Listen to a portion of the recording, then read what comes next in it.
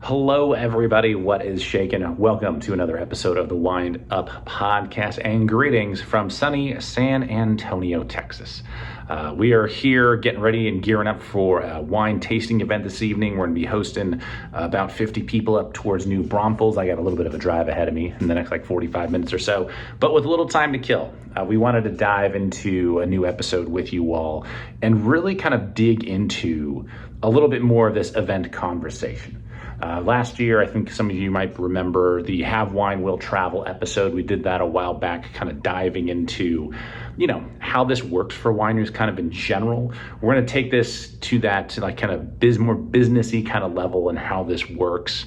And realistically, some of my pet peeves, what doesn't work for wineries and what kind of annoys us personally, but also plenty of colleagues of mine. And this is not just going to be the private event stuff. A lot of that is actually way more fun because we get to hang out with folks like yourselves and carry on and have a good time. Some of the more official, wine auction kind of events can be a little bit more challenging to deal with. We're going to dive into that and tell you a little bit what really grinds my gears, but give you some really great examples of events that we've worked with in the past. Don't have any announcements today other than be sure to like and subscribe to the show here wherever you're consuming your podcast. Be sure to follow us on all of our social networks at MTGA Wines. That's YouTube, Instagram, where we're most active, the social network formerly known as Twitter, and of course the Book of Face. You can head to our website, mtgawines.com. You can sign up for our newsletter, check out more about us. You can also submit questions on the homepage there. If you scroll down a little ways and find the email form, you'll be able to submit questions for our monthly Q&A episodes. So be sure to go check that out. Okay, so we're going to start off with what kind of grinds my gears, because I want to start with the bad news first, then we'll ramp up to some of the good stuff. All right, sound good? This hotel coffee, by the way, it's the best, right? Every time I make hotel room coffee, it's just, it's the good stuff. Oh, there's also a trash can there. Fun fact, just kicked that. That didn't feel good. All right, let's do this, shall we? So this is something that, we probably dabbled in, when we did this Have Wine Will Travel podcast, last year at some point. Maybe it was even the year before.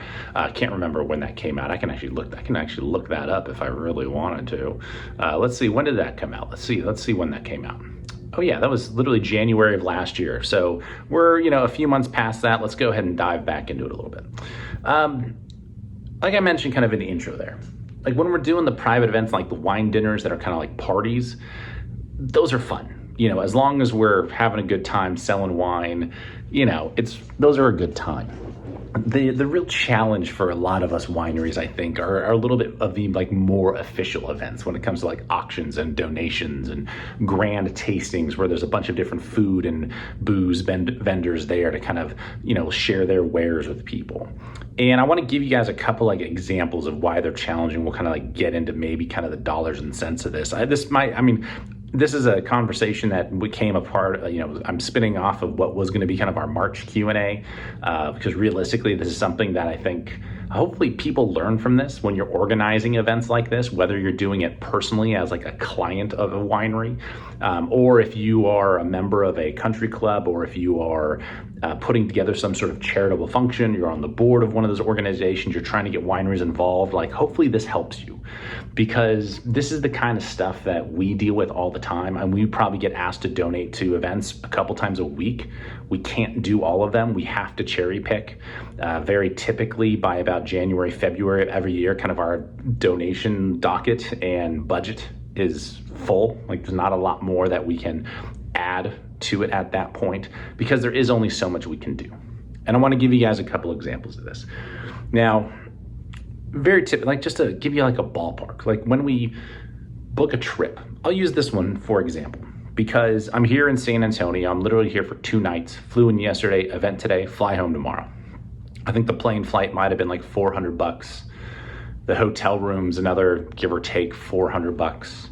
We shipped out 2 cases of wine samples. It's my time that we're doing here. I got a rental car for another $150 or $200.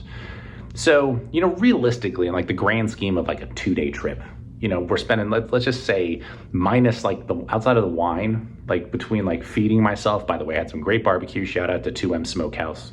Really, really tasty today. it's maybe like a $1,500 investment, right?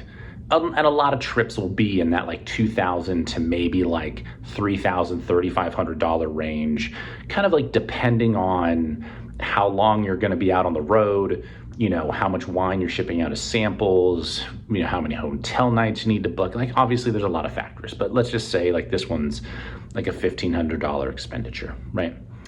And when we're, scheduling these events, also providing wine and our time, we have to factor all that, the cost of doing all that into this as well.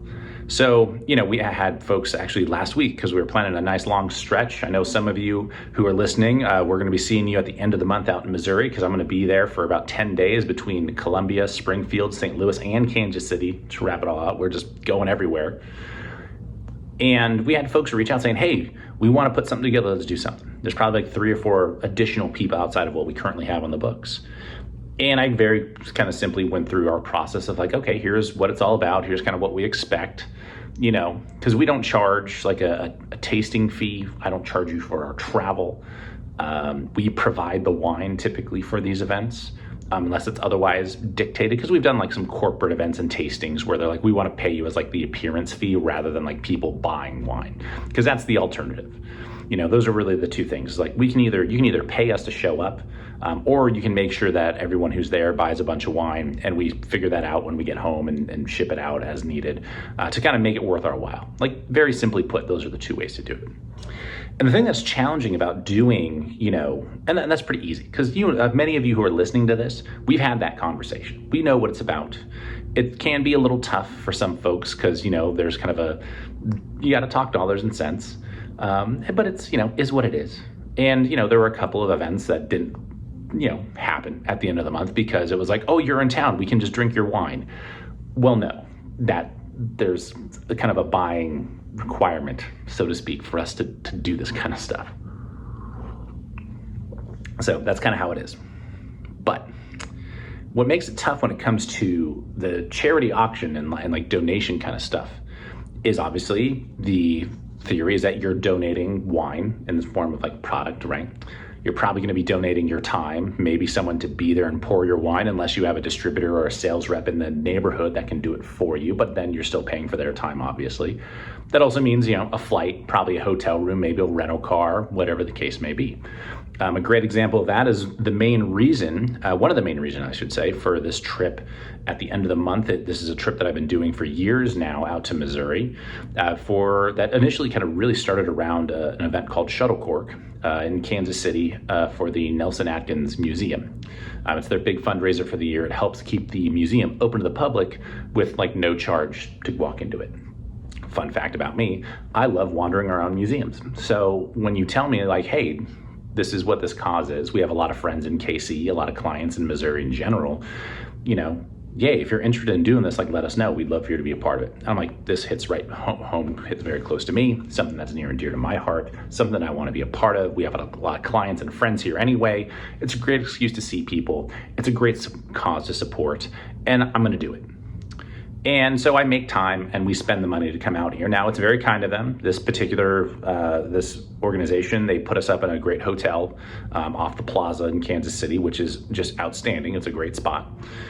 So they help mitigate some of the costs, which is outstanding. And that's kind of, I hate to say it this way, but that is typically kind of what wineries will look for, because it is expensive. And I mean, you guys, we've talked so much about the cost of this business and increasing and how finicky it can be. It's really tough for us to do charitable giving unless we're just rolling in money. And I can tell you right now, a lot of wineries, especially in this year, are not. So, anything that can be done to help with that goes a long way and helps us be able to attend regularly and support these causes regularly.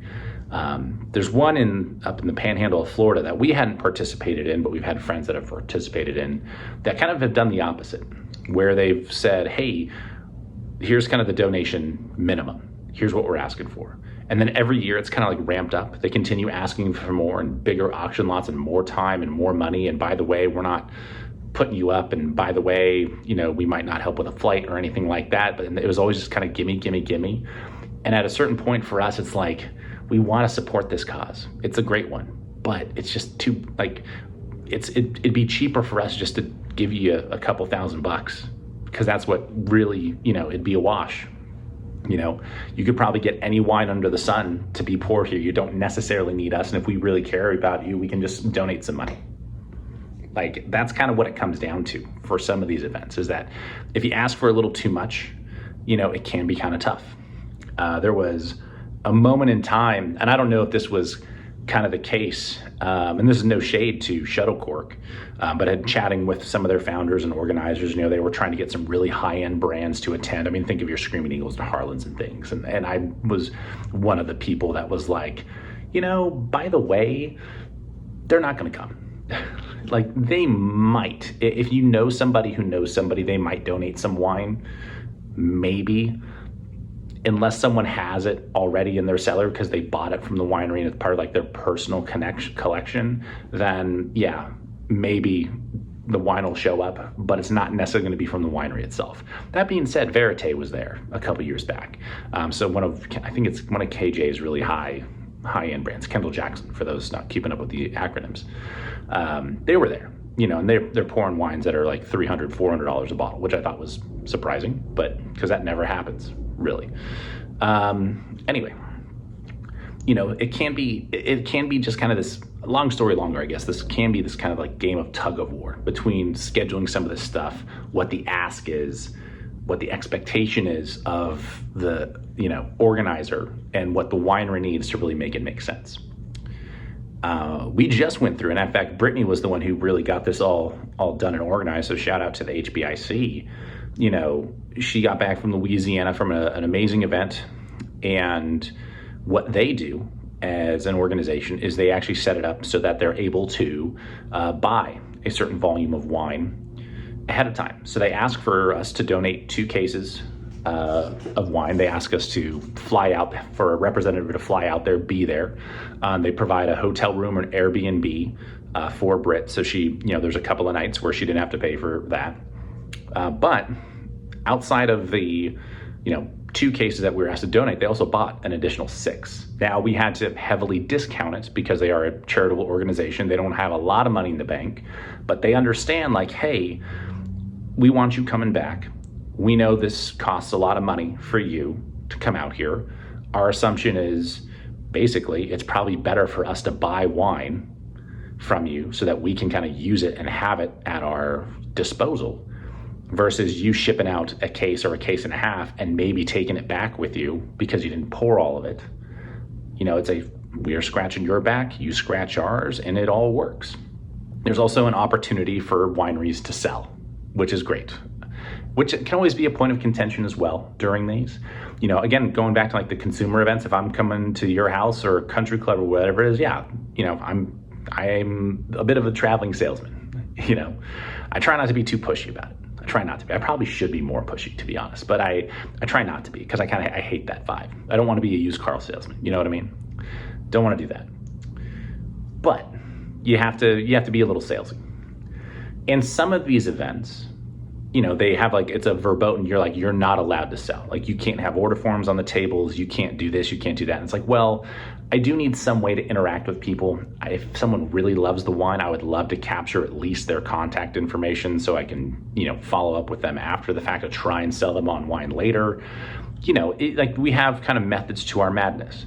But that's also where, some wineries do get a little bit stuck on some of these things, is that I will say, this is kind of the fault of many wineries now, is that they will look at some of these charity events and auctions around the country as selling opportunities rather than a charitable donation. In that we're looking for exposure, we're looking for wine sales at a wine dinner, or a private event, or maybe one of their grand tastings. Although the grand tastings are, you meet some fun people. Many of you, some of you I've met at some of these tastings, but they're not nearly as successful from like a sales mentality when compared to like a private dinner or like experience, as you might expect. Like, that just kind of is the way it is. Now, that's a problem, because now you have wineries that are kind of jumping ship on some of these events, in my opinion, because they're, quote, it's not worth it because they're not selling enough wine. I'm like, well, I get it. It's expensive. You want the exposure. You want to sell some wine, but this is also, people are like here to spend money and support this event, support this organization. It's probably not the best time to also be like, hey, do you want to buy an $1,800 or $2,000 case of wine? To me, it's a little bit, like in poor taste, you know what I mean? It's kind of one of those things where it's like, if someone approaches you and like, hey, I really love this wine, how can I get some? You kind of mention it. It's very much kind of the softball pitch, form of sales, whereas if it's like a specific wine dinner, like we're there to sell, and it's not another organization that we're trying to raise money for, then it's like, all right, don't worry, I'm gonna have an order form in front of you the second you sit down. But otherwise, it's kind of like, yeah, we're gonna like massage this a little bit. At least is how I approach it, because it's why we can't do a lot of these charity events and auctions around the country. We get again asked to do a lot of them, but we can only do so many because number one, trying to leverage them in that way feels gross to me. If it's a great cause, it also has to be a good cause, the right kind of thing. Like, we try to do our due diligence when it comes to this stuff so that we're supporting things that we actually are interested in supporting. And again, we can't do all of them as much as we would want to, right? But that's the one kind of red mark for sure that wineries have really adopted over probably the last 5 to 8 years, is that they look at a lot of these charitable events as sales opportunities rather than charitable events. So I will say that is something that wineries need to work on. If you show up to an auction expecting to raise money for one thing and you feel like it didn't go well because you didn't sell enough wine, that's kind of gross, right? Like, probably temper your expectations. Do these things because you want to do them and support that cause. If you sell wine, that should be a bonus. That is why when, we talked about this trip to Louisiana where Brittany had, in essence, sold wine before she even showed up, because the organization was like, hey, we're going to use this wine for our events, for stuff like that. Like, we'll buy some wine to help mitigate the cost of the trip, basically. Like, that's a great win-win, because the trip's in essence paid for. If we sell wine, or if Britt sells wine outside of that, it's icing on top of the cake, basically, and everybody wins. And I think that is something that is in the form of like, this is such a weird thing, because, I think that obviously, nonprofits, there can be tight budgets and you can't necessarily spend it on certain things and all that. But, it is tough, especially when it comes to like small producers to go out and do this stuff. It's expensive for us to go out and do this stuff. So the ability to have this kind of like we'll scratch your back if you can scratch ours kind of mentality, teamwork, make the dream work, rising tide raises all ships, insert crappy analogy here of helping each other out. That's probably the best way to go about it, in my true honest opinion. You got to find ways to work together to do this stuff. Because going back to that, event in Florida that just kept asking for more, at a certain point, people would be like, yeah, we just can't do it anymore. You're going to have to take a pause and maybe we don't come back. And this used to be an event that we used to love to do. It was a great cause, but now just financially now it doesn't make sense. I mean, you're asking for 10 cases of wine and for someone to use a guest house and to donate also something else, plus our time, plus the travel and all this other stuff. Like, it gets really cost prohibitive at a certain point. And this is something where I think I'm curious to see where this goes. I'm still kind of mulling in my head, what the next steps are for kind of hospitality, the wine industry. Obviously, wineries are now on the road more than ever. I'm sure many of you have heard of different wine events near you, hopefully, or around you. It's something that's going on like crazy right now because of how slow Napa has been, how slow the industry has been. There's a lot of people that had down years, including ourselves last year. So we're doing podcasts from hotel rooms rather than our home office. This is kind of the way of the world right now. But I'm genuinely curious because let's say the tourism in coming to Napa has kind of leveled out, and it kind of is what it is for the time being. Let's say the travel side of things has continued to level out, because here's the other thing, is that unfortunately, and there's no shade to any of you out there, but there's a pretty finite amount of true fine wine drinkers in the country. We've talked about this in recent episodes where, wine, as far as alcohol is concerned, is third fiddle to beer and liquor by like a whole bunch. So at a certain point, as we start traveling with other wineries and around other wineries for some of these events and auctions, whether they're, wine dinners or tasting events like we did on the road a couple weeks ago or whatever, all of a sudden, all of our lists and kind of the people that have been there everyone's kind of been cross-pollinated. Everyone kind of knows everybody. And the reality is that people have a couple of options, right? From a consumer standpoint, is that you're going to buy, maybe you found a wine that you love, and as opposed to buying 6 bottles from the other winery that invited you there, you're going to buy 3 and 3. You're kind of spreading the love around, which is great. It's fine. It's good. It's fine. I always joke that I'd appreciate it if the only wine you ever bought is from me, because my bank account would be super happy about it. My depletions would look really good. But there's too much good wine out there. I don't drink my own wine because I want to drink other people's and see what's out there. I try it regularly as I'm making it, of course, but I want to know what else is out there. I want to have different fun things. And we have a collection of wine at home where there's variety to it. And that's part of the beautiful thing about wine, is having like all these different options, right, that you can dive into, which is great. But when you've kind of cross-pollinated to a certain point, like you kind of start to level out, you kind of start to see this plateau. So not only is kind of the market really inundated and there's this oversupply at a lot of these markets, but a lot of these events now you're seeing the same people kind of over and over and over again, which is great because we love hanging out with you all. But when it comes to selling wine, that can be tougher. Actually, the trip that we do in March typically, where we were in Columbus, Indianapolis, and Nashville, when we schedule a trip like that, across many cities and with other wineries, it's tough for us as a winery because our wine club shipment just went out the month before, in early February. So a lot of people have kind of like stocked up on a lot of our really high-end reds. So the folks that are coming to those events who are our club members have already bought a bunch of our wine, typically, which is great. Again, all good. And our hope is that you guys get to know some of the other producers in the room and you buy wine from some of them. And then the vice versa happens, that, we introduce you to some people, go buy their wines because we know you got ours in your cellar, go have at it. And then vice versa. We get introduced to new people from some of these other wineries and then they buy our wine. So kind of that cross-pollination process that I was talking about. But I think what we still need to work on, across all of these events, whether it's kind of the charity auction thing, I think is very simple. I think we've kind of solved that of like, hey, we got to make sure this works for everybody. We do want to be philanthropic. We want to be able to provide wine where we can. However, there's a limit to that because we also got to pay our bills.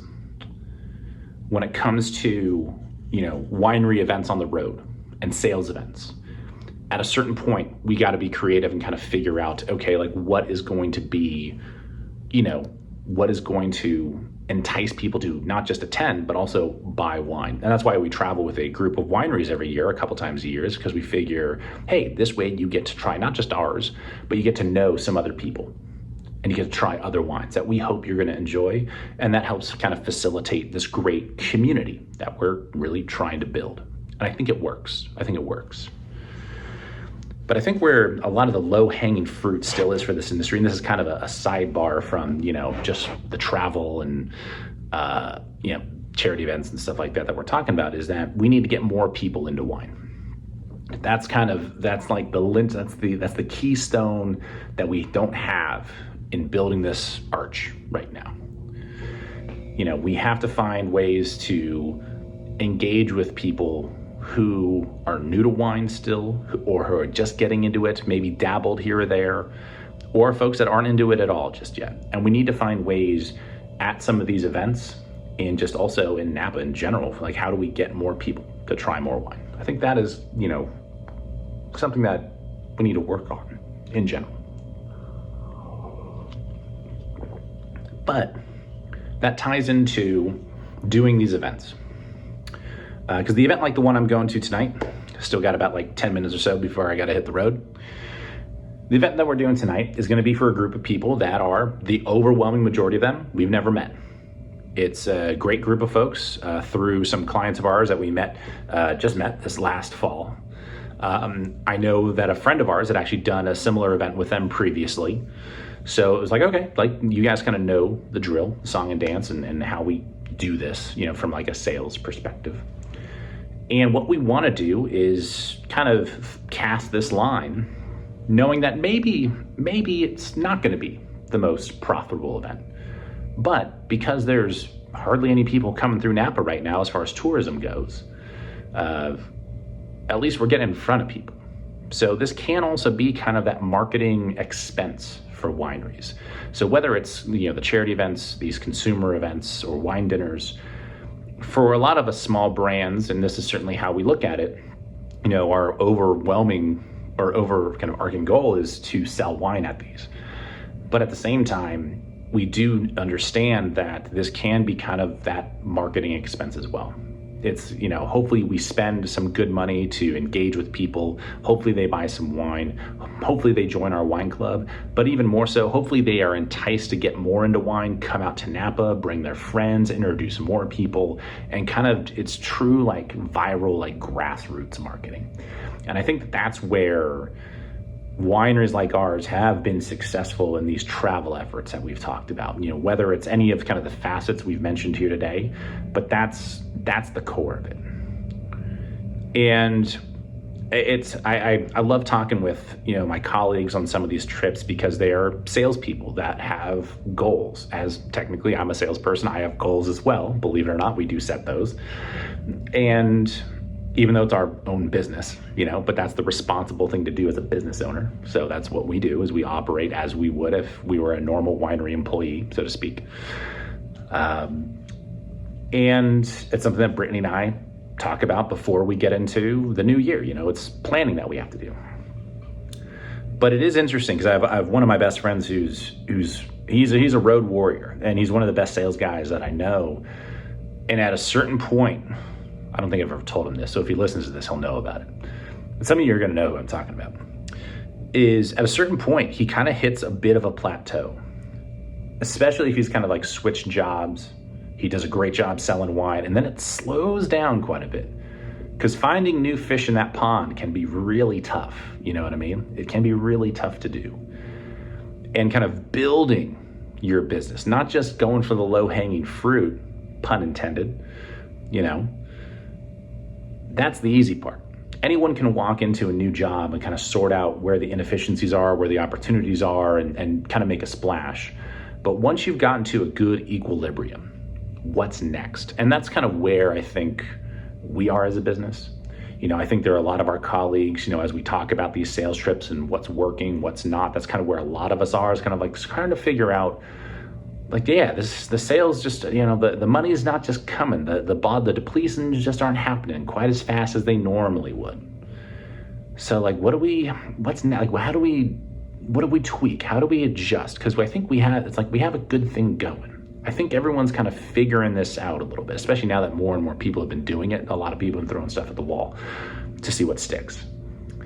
But it's getting to a point where there's so much of it has ramped up so quickly that there is going to be kind of a next new thing. And that's what we're considering, is what's next. So I want to wrap up this episode. It's a little bit of a shorter one for you all by asking you that. Some of you who listen to this are clients that we've done dinners with. Some of you have attended some of these events, whether it's been through our distributor and a wine dinner, or you've done it at your home, or you've been to one of these larger collective tastings. There are some of you out there that have done all of those things. And I'm curious, I want to crowdsource this a little bit and kind of understand where you as consumers actually are, what you enjoy about these events, or what doesn't work for you. Do you want to go higher end? It's say hey, yeah, maybe it's a higher ticket price, but we do something a little bit higher end and more dialed in. Does it need to be more affordable? And the expectation is hey, we're just buying a 6-pack of wine from everybody who shows up. What is it that could work for you? Because we know kind of what's been working with us in the industry, and we're trying to react based on kind of the vibe, but to get some real feedback would be outstanding. So I'm gonna throw that ball into your court. I'm gonna see what you do with it. Alrighty? I'm excited for the rest of the spring. It's been a lovely time here in Texas. It's great to have some Texas brisket again. So good. It's gonna be an amazing time here tonight. Very excited for those of you that are out in Missouri who are listening. Very excited to be back in the state doing all the things with you all. It's gonna be a great time, great time. I'm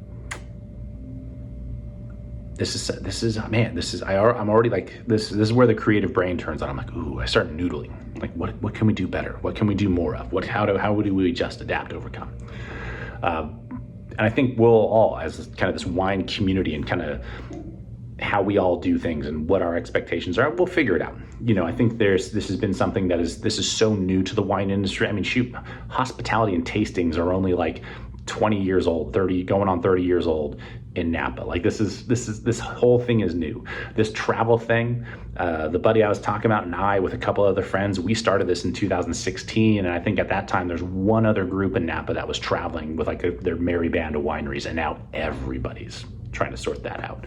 I'm including some very high-end brands who you would never think would be on the road. They'd do the Hermes thing. They would just take their fucking time. Shout out to Sex and the City, one of my favorite quotes in that show. Is Hermes French? Yes, it is actually. All right, enough tangents aside. It's been great chatting with you all. I hope that for those of you that have attended some of these events where there's some of the auctions that we're a part of, not just us, but other wineries, some of the dinners and tasting events that you enjoy them. If there are any critiques, any things that we could do better, let's talk about them. Let's figure out what we can do more of. Very excited to continue being on the road this month and into the summer. And then of course, we'll be back on the road come November and into December as well. We got all kinds of stuff that we're still waiting to announce. Very excited to be on the road. It's always nice to just see and do something and experience a new locale. So have an excellent rest of your day. Have a good solid glass of wine for me tonight.